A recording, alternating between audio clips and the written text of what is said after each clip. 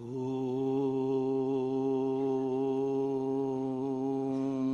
भद्रं कर्णेभिः शृणुयाम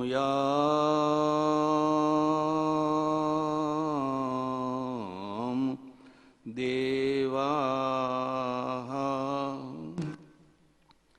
भद्रं पश्येमाक्षभिर्यजत्राः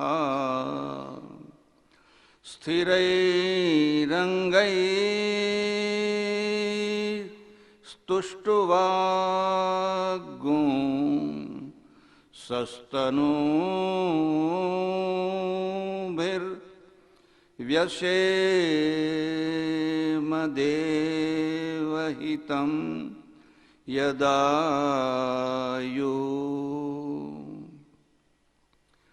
ॐ स्वस्ति न इन्द्रो वृद्धस्रवाः स्वस्ति नः पूषा विश्ववेदाः स्वस्ति नस्तारक्षो अरिष्टनेमिः स्वस्ति नो बृहस्पतिर्दधातु ॐ सहना भवतु सहनौ भुनक्तु सह वीर्यं करवावहै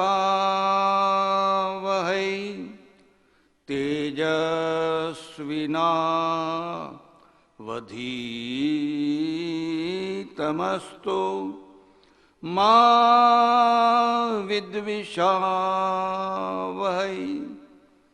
ॐ पूर्णमदः पूर्णमिदं पूर्णात् पूर्णमुदच्यते पूर्णस्य पूर्णमादाय पूर्णमेवावशिष्यते ॐ शान्तिः शान्तिः शान्तिः।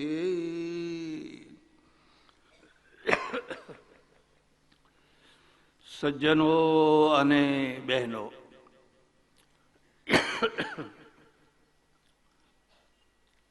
चिंतन, विचारो, आचारो, सदाचारो, दुराचारो आ बधुं उपरथी नीचे उतरतुं होय छे।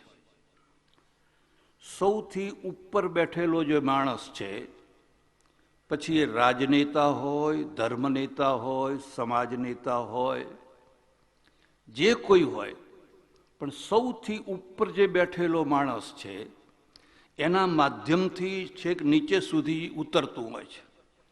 भगवद गीता यद्यदा चरति श्रेष्ठस्तत्तदेवेतरो जनः सयत् प्रमाणं कुरुते लोकस्तदनु वर्तते।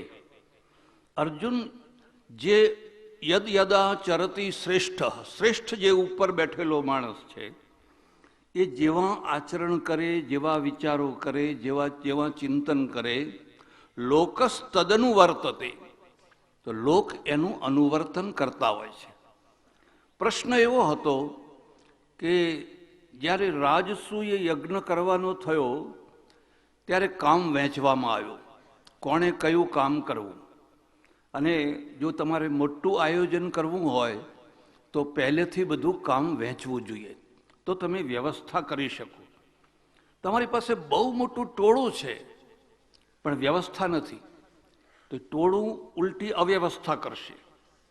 बधाने काम वेचवानुं थयुं ने पहली शरूआत थई भगवान कृष्ण थी। कृष्ण ने युधिष्ठिरे कह्युं कि महाराज तमे एक मोटी गादी अमे करशुं, सिंहासन, એના ઉપર તમે બેસજો. બસ તમારી હાજરી જ બહુ થઈ ગઈ, તમારી ઉપસ્થિતિ જ બહુ થઈ ગઈ.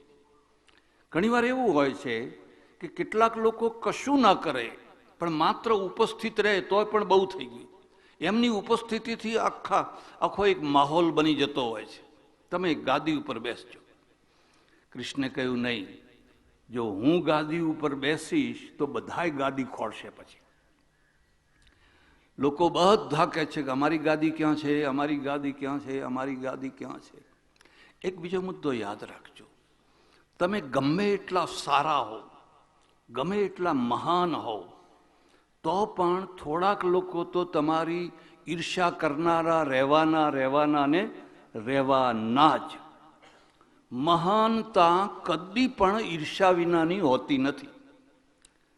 ભિખારીની કોઈ ઈર્ષ્યા ના કરે, પણ તમે કોઈ પણ ક્ષેત્રમાં કોઈ પણ પ્રકારની મહાનતા પ્રાપ્ત કરો તો થોડાક લોકો તો તમારી ઈર્ષ્યા કરવાના ને કરવાના જ. અને આ ઈર્ષ્યા કરનારા છે ને, એ મોકો ખોળતા હોય છે. ક્યારે મોકો મળે ને ક્યારે આપણે એ વાતને આગળ ચગાવીએ. એટલે મારે ગાદી ઉપર નહીં બેસવાનું. તો તમે શું કરશો? તો હું બે કામ કરીશ. હું તમને ખાસ ભલામણ કરું છું. કૃષ્ણની પાસેથી એટલું બધું શીખવાનું છે, એટલું બધું શીખવાનું છે કે બીજા કોઈની પાસેથી કંઈ શીખવાની જરૂર ના રહે. એને કહ્યું હું પહેલું કામ એ કરીશ, જે આવશે એ બધાના પગ ધોઈશ. આપણે ત્યાં પહેલાં એવો રિવાજ હતો અર્ઘ્ય આપવાનો, પાદ પ્રક્ષાલનમ, અને એ રિવાજની પરંપરામાં આજે આપણે પાદુકા પૂજન કરતા હોઈએ છીએ. તો જે આવશે બધાના હું પગ ધોઈશ. પગ ધોઈને પીવાના નહીં હું, એ વિકૃતિ થઈ. એ પાછી વિકૃતિ થઈ કે આજે ઘણા લોકો એમ સમજે કે આમના પગ ધોવો ને ચરણામૃત કરો ને પછી બધા ભેગા થઈને પીવો, એ વિકૃતિ છે. પગ ધોવાના. પગ કેમ ધોવાના એ પણ તમને કહું. આપણે ત્યાં બધી ધૂળિયા રસ્તા, છાણ પડ્યું હોય, ગરફા પડ્યા હોય, કફ હોય, ફલાણું હોય. માણસ બહારથી આવે એટલે એના પગ ચોખ્ખા હોય ને પછી એ ઘરમાં આવે તો બરાબર છે. પરદેશમાં રસ્તા ચોખ્ખા હોય, ઢોરાના રખડતા હોય, છાણ ના હોય, એટલે બૂટ પહેરીને આવે. બૂટ કાઢવાના જ નહીં. અને બૂટ કાઢવાના નહીં એટલે આવી કોથળી લઈને કોઈને બેસવાનું, દરેક એક કોથળી લઈને. હવે એ જો કોથળી ના આપી હોય ને પણ એ મૂક્યા હોય તો રોજ કકરાટ થાય, રોજ કકરાટ થાય. મારા નવા ને નવા ગયા, અલ્યા જૂના જતા હશે, નવા જ જાય, કોઈ દિવસ જૂના ના જાય. એ મારા એક ઓળખીતા એક મુંબઈમાં એક સજ્જન છે, મને કહે સ્વામીજી હું આટલા વર્ષથી મંદિરમાં કથાઓમાં જઉં પણ હજુ સુધી કોઈ દિવસ મારા બૂટ કે ચંપલ ચોરાયા. મેં કહું કેમ, કારણ શું? મને કે એનું કારણ એવું છે કે એક આમ ઉતારું ને એક આમ ઉતારું. લઈ જનારને જોડી જોઈએ. આપણે બે ભેગા કરીએ તો લઈ જાય ને. આપણને ખબર છે કે આ જમણું આમ ઉતાર્યું છે ને ડાબું આમ ઉતાર્યું છે. એક બીજા મળ્યા, મને કે સ્વામીજી મારા અહીં ચંપલ બૂટ કોઈ દિવસ ચોરાતા નથી. મેં કહું કારણ શું? મને કે સંડાસમાં જવાના જેમ જુદા ચંપલ હોય છે એમ કથા જવાના પણ મેં જુદા જ રાખ્યા છે. 40 વર્ષથી એના એ જ ચાલે છે. જેમ સંડાસમાં જવાના જુદા છે એમ કથા વાર્તામાં જવાના પણ જુદા જ છે. હવે વિચાર કરો કે જે દેશમાં, જે પ્રજાના, ત્યાં ઈશ્વર દર્શનનો યોગ કરતા પહેલા જોડા યોગ કરવો પડે. આપણે કંઈક ભગવાનમાં ધ્યાન રાખવો પડે, ક્યાંથી ધ્યાન રહે? 800 રૂપિયાના જોડા બહાર પડ્યા છે. અને કેટલાક લોકો તો એ જોડા આગળ ટાંપીને બેઠા હોય કે કોણ આવ્યું ને કેવા જોડા છે ને કઈ કંપનીના છે ને શું છે. એ તો એટલા માટે જ આવ્યા હોય છે. એટલે આપણે ત્યાં પ્રાચીન કાળમાં અતિથિ આવે, મહેમાન આવે, એના પગ ધોવાનો રિવાજ હતો. પછી એની વિકૃતિ લોકોએ કરી, પગ ધોઈને પીવો, પગ ધોઈને પીવો. કદી પીવું નહીં. એમાં કેટલા બેક્ટેરિયા હોય, કેટલા રોગ હોય, કેટલા રોગાણુ હોય. કદી કોઈના એવું ના કરવું. અને બીજું હું કામ કરીશ, બધાના પતરાળા ઉપાડીશ, એઠવાડ ઉપાડીશ. બધા જમી રહે પછી હું બધાના પતરાણા ઉપાડી જ્યાં નાખવાના છે ત્યાં નાખીશ. પેલો યુધિષ્ઠિર કહે છે કે આજે આ માણસ કેટલી ઊંચાઈએ બેઠો છે, અને આટલી ઊંચાઈએ બેઠેલો માણસ આટલા નીચા કામ કરવા તૈયાર થાય. નીચું કામ પણ ત્યારે શોભી ઉઠતું હોય છે જ્યારે ઊંચો માણસ કરતો હોય ત્યારે. તમે ઝાડુ લગાવો તો તમારો કોઈ ધ્યાન નહીં તમારા ઉપર, પણ કોઈ બહુ મોટો માણસ હોય ને હોલ સાફ કરવા લાગે બધા ફોટો પાડવા મળશે. આપણે કંઈક મારો ફોટો પાડો ને તો આગો ખસ વચ્ચે ના આવીશ, આગો ખસ. કામ મહાન નથી, કામ કરનારો મહાન છે, અને કામ કરનારો મહાન છે એને કામને મહત્તા આપી છે.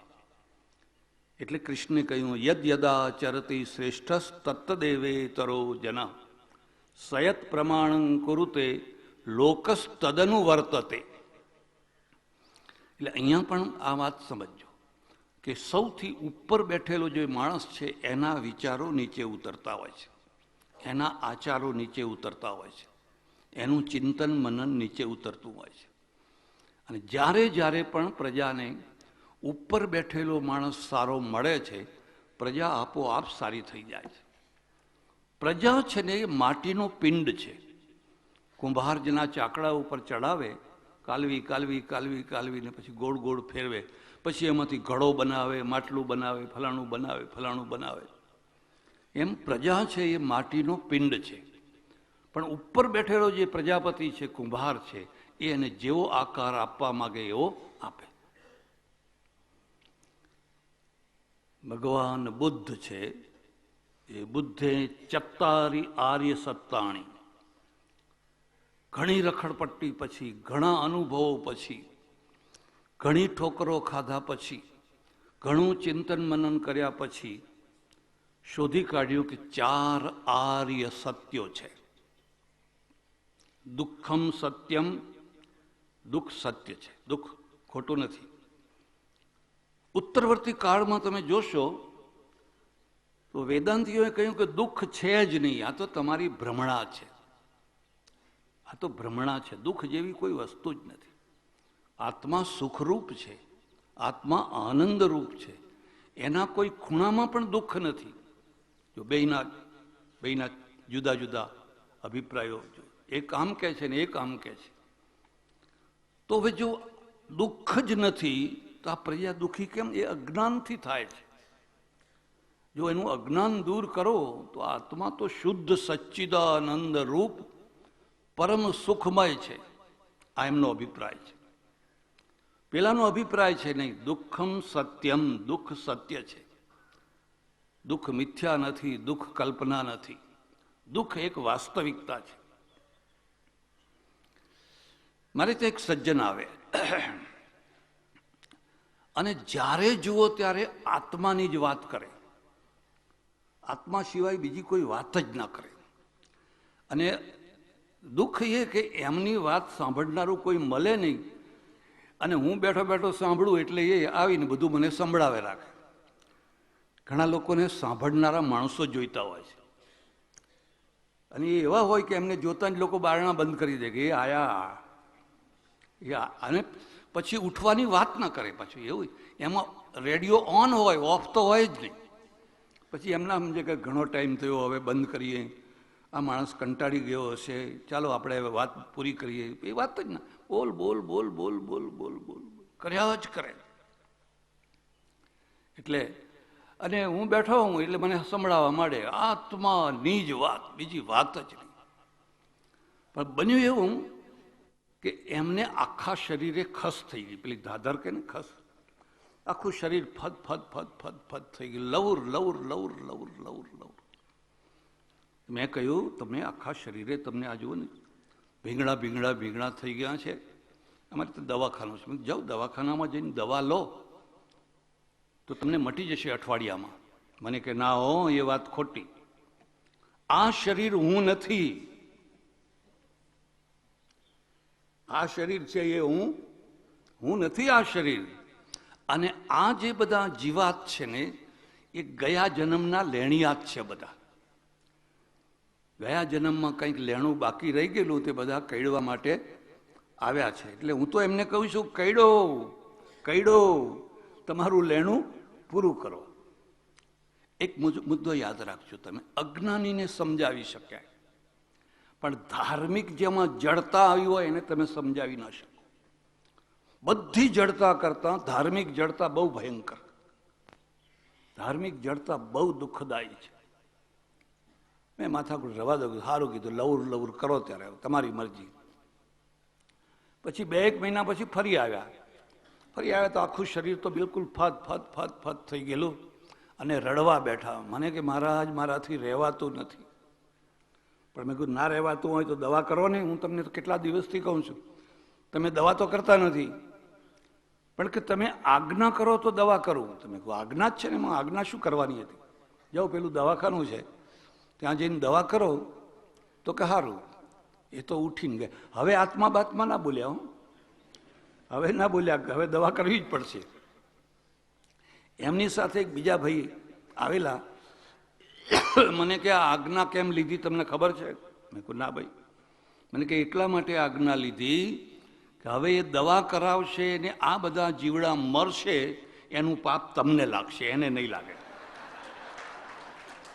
એટલે મેં તો તમારા કહેવા પ્રમાણે હવે રોગ એનો માટે અને પાપ કેવું કેવું લોકોએ ગોઠવી દીધું છે, કઈ જાતની વાતો બધી ગોઠવી દીધી. આને ધાર્મિકતા ના કહેવાય, આને ધાર્મિક જડતા કહેવાય.